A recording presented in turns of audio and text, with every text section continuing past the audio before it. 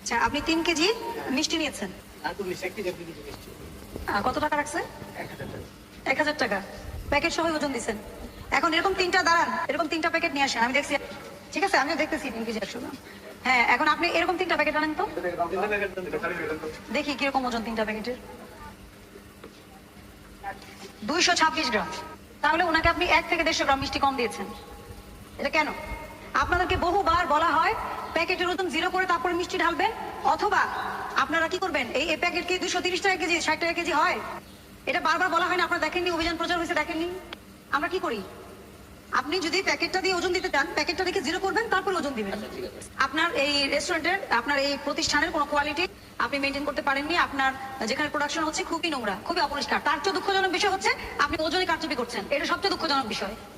ওজনে কারচুপি 1 বছরের জেল আছে, 50,000 টাকা জরিমানার বিধান আছে। ঠিক আছে, আর প্রতিশ্রুতি অনুযায়ী পণ্য সেবা সরবরাহ না করে 1 বছরের কারাদণ্ড আছে, 50,000 টাকা অর্থদণ্ড আছে। অস্বাস্থ্যকর পরিবেশ 2 লক্ষ টাকা জরিমানা, 2 বছরের কারাদণ্ড আছে, 1 লক্ষ টাকা জরিমানা আছে। 2 লক্ষ টাকা মোট, তাহলে এখানে 1 লক্ষ 50 2 লক্ষ টাকা জরিমানা করা যায় সর্বোচ্চ আপনাকে, আজকে আমরা যে অপরাধ পেয়েছি। আর 4 বছরের জেল দেওয়া যায় যদি এই আমরা 3 ধারা আমলে নেই। এখন আপনি কি এগুলো ব্যবস্থা করবেন?